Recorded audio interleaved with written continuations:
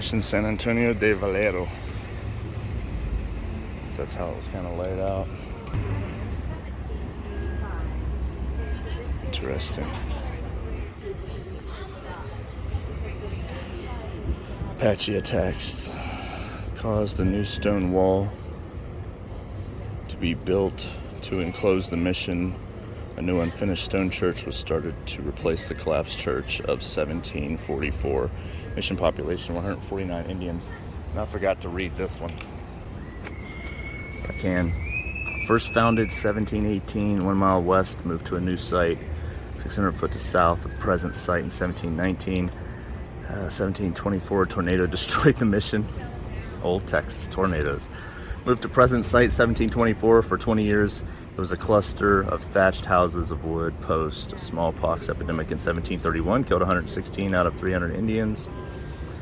Apaches said the mission, or raided the mission the same year. In 1745, the mission Indians saved the town and fort across the river from an Apache attack.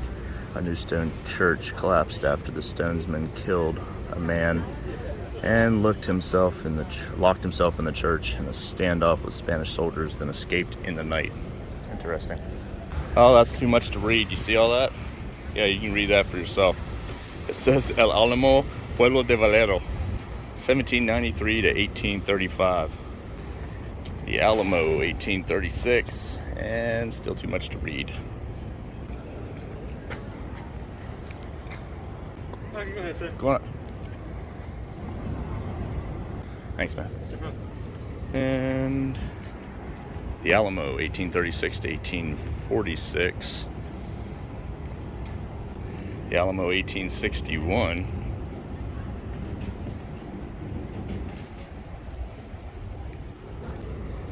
The Alamo, 1900. Well, that came along fine, didn't it? Pretty good to me. Part of the San Antonio de Valero mission, blood of heroes hath stained me. Let the stones of the Alamo speak that their immolation be not forgotten. This tablet placed by the Daughters of the Republic of Texas in commemoration of the 100th anniversary of the fall of the Alamo. 1848 to 1948. This plaque was dedicated January 15th, 1948 by Alamo Lodge number blah blah blah, commemorating the 100th anniversary of the chartering of the lodge and honoring those pioneer masons of that era who founded the lodge upon this site. Alamo Church preservation behind the facade. To conserve the Alamo Church, stone experts need to understand how its walls were originally built and how thick they are. Using 21st century technology, including thermal imaging, surface penetrating radar, moisture meters, and extensive laboratory testing, they have built a detailed 3D model showing how the church was constructed. This will help the team understand how moisture and salts move through the walls. Spanish soldiers saved this 18th century cannon from a shipwreck at Matagorda Bay, located off the Texas coast in 1817. It was brought to San Antonio, where it was later captured by Texian forces during the Battle of Behar, 1835. The following year, the Texians used the cannon at the Battle of the Alamo. It was found buried near the present-day intersection of Houston and Alamo streets.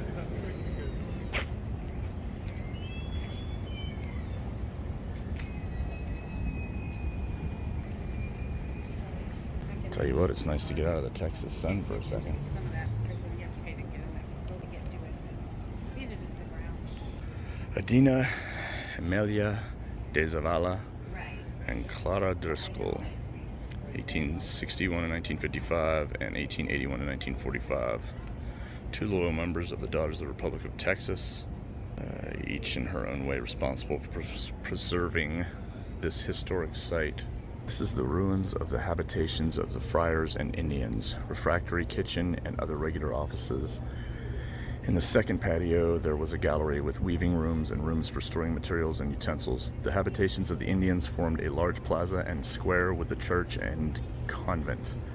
Through the middle of the plaza ran an acequia, I believe it's a C, acequia, with various trees on its banks.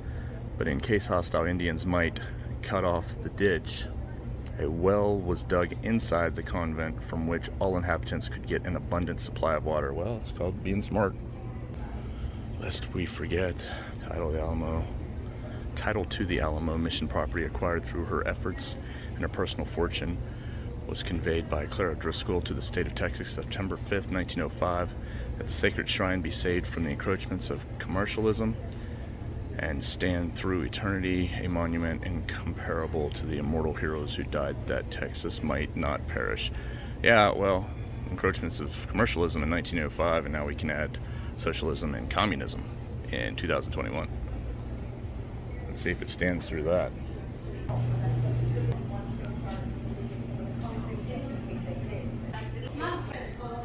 During excavations in 2019, archaeologists discovered intriguing fragments of plaster amongst the dirt. These fragments weren't white, as might be expected of soldiers' barracks. Curious, the Alamo's conservator, Pam Rosser, inspected the exposed wall and foundation. Here she discovered small areas of red, yellow, black, and white plaster still in place. I was so excited, says Pam. I'll share that excitement with you, lady. This is the first evidence we have that the long barrack was once colorfully painted. It is possible this decoration occurred early after construction, when the Alamo was a Spanish mission and the long barrack was a convento or friars' quarters. Archaeology for preservation. Guided by preservation architects, structural engineers, and stone experts, archaeologists have carefully excavated inside the Alamo's oldest building, the Long Barrack. Having revealed the foundations, the team could step in to assess their condition. Archaeologists' work also uncovered fascinating details about this building's life since its construction in 1724. As the team dug down, approximately 20 distinct layers emerged. Each one was either a compacted floor surface or sediments accumulated in between. As a result of this excavation, we now know that the Long Barrack could have had up to 10 different living surfaces over its lifetime. Today, the lowest and oldest is about 2 feet underground.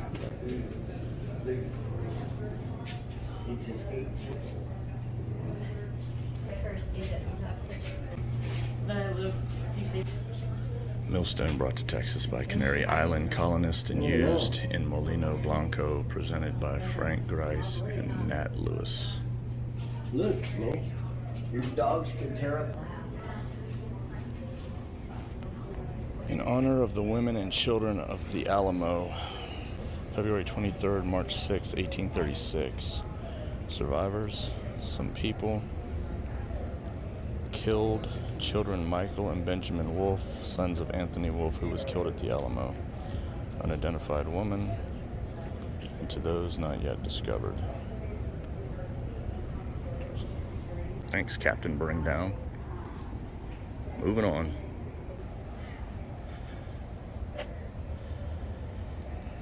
Erected in grateful recognition of the supreme act of heroism of the 32 men from Gonzales who gave their lives in the Alamo in response to the appeal of Travis. It's like the well they were talking about that they dug within. Yeah, people throw money down there. Looks like I'm gonna need to get myself a rappel rope. Japanese monument to the memory of the heroes of the Alamo. Shigetaka Shiga, a Japanese geography professor, presented this granite monument to the Alamo in 1914. Etched on its face is a poem he composed comparing the Alamo and its heroes to a famous military event in Japanese history.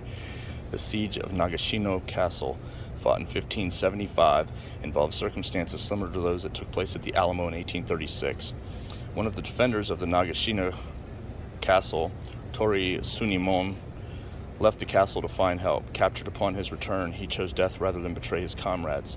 Professor Shiga compared Sunimon to James Butler Bonham, who also left the Alamo to find help, only to face death upon his return.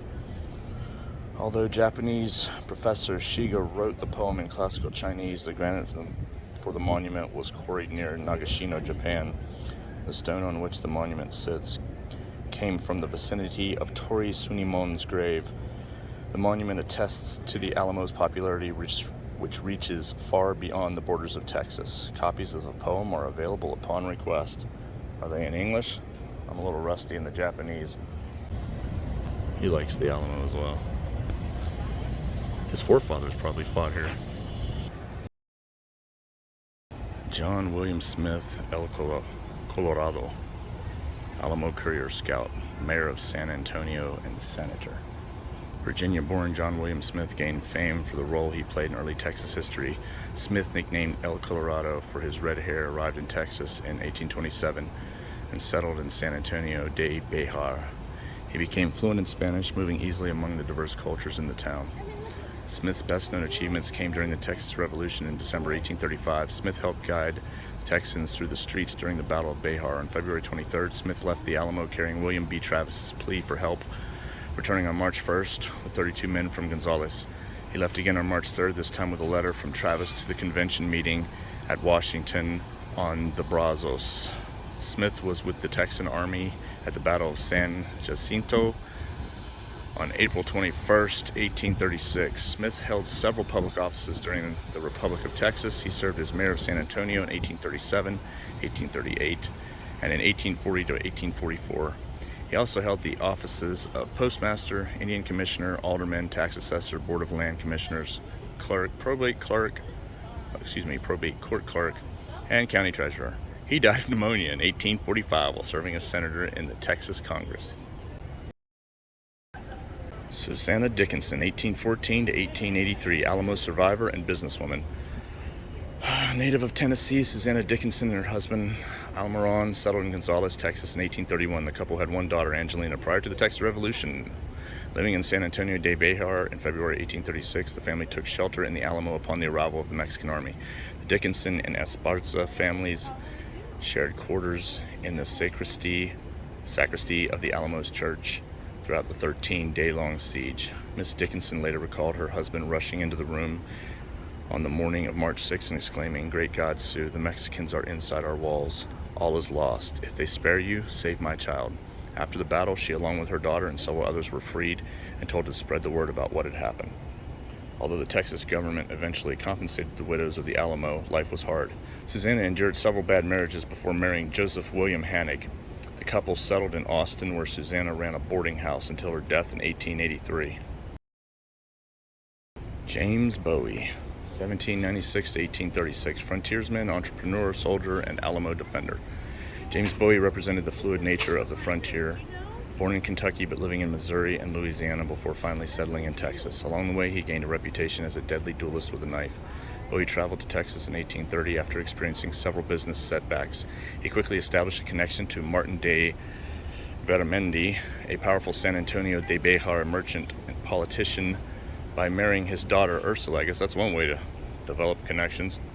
This alliance would be cut short when Martin and Ursula died of cholera in 1833, and that's one way to sever ties. A natural-born leader, Bowie played an important role in the Texas Revolution. Concerned over the defense of Bejar, General Sam Houston sent Bowie and a small band of volunteers to investigate the situation. Once there, the town's commander, James C. Neal, and Bowie declared that they would rather die in these ditches than give up this post to the enemy. Bowie and William B. Travis served as co-commanders of the Alamo until Bowie became so ill that he was confined to his sickbed, where he was killed on March 6, 1836. And I can't read what those letters are in there. Something San Antonio, I think.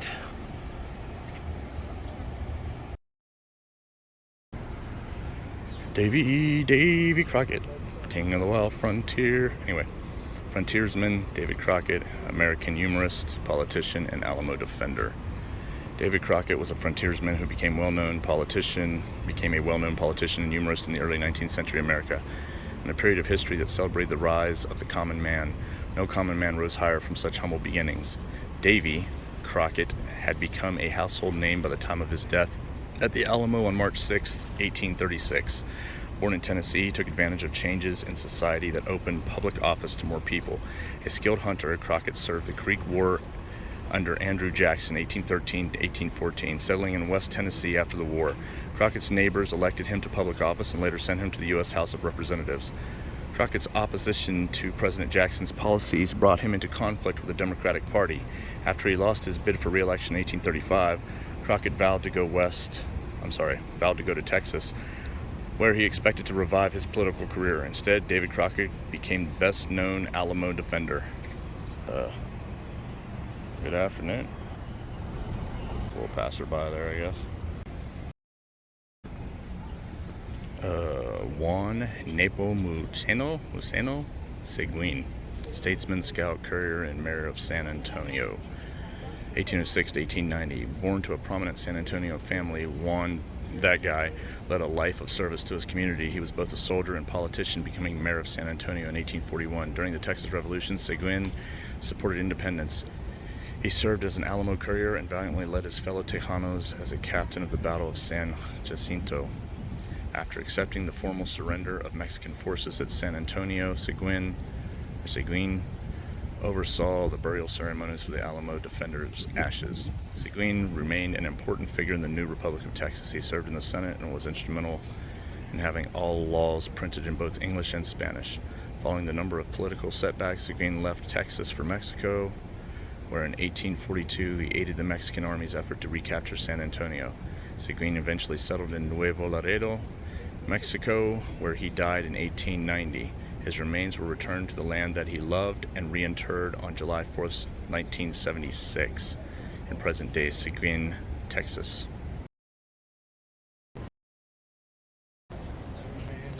William Barrett Travis, 1809 to 1836, lawyer, soldier, and Alamo defender. William Barrett Travis accomplished much before his death at the Alamo in 1836. A native of South Carolina, Travis was raised in Alabama, where he taught school, edited a newspaper, and passed the bar, all before turning 21. Congratulations, sir. He moved to Texas in 1831 to escape debt and a failing marriage. Travis quickly became involved in opposition to what many saw as tyrannical laws passed by Mexican administrations, fearful and unruly American colonists in Texas. In 1832, his behavior sparked a small revolt in the town of Anahuac. Despite his distrust of the Mexican government, Travis became a close associate of Stephen F. Austin and other significant colonists. Travis welcomed the split with Mexico when it came in 1835. During the siege of Behar, Captain Travis captured a Mexican supply train at the Grass Fight. Travis and a small company of men arrived in Behar in February 1836 to reinforce the Alamo. Travis' definitive cry, "Victory or death," ensured that Texans remembered the Alamo. The mission period, 1716 to 1793. And if you think I'm reading all that, the decline of Spanish rule, 1794 to 1821. The struggle for independence, 1822 to 1835. The birth of the Republic of Texas, 1836. Like a living tour thing. Did you see that? You know about that? From republic to early statehood, 1837 to 1885.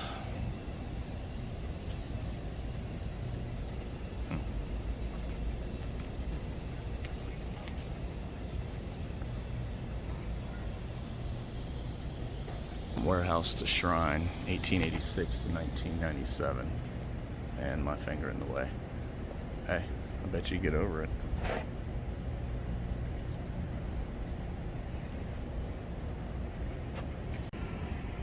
Archaeological puzzle.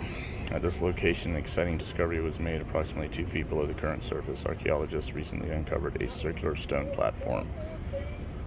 But what is it? Well, that's a good question. You're the archaeologist.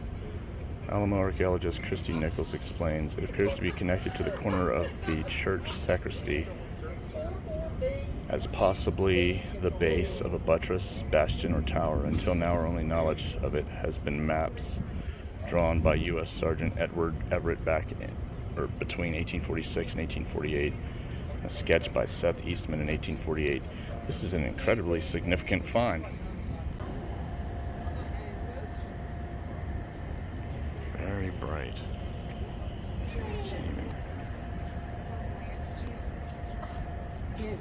In the winter, he had to break. They live under the ice down at the bottom. But as long as the ice They look is delicious. broken, he can get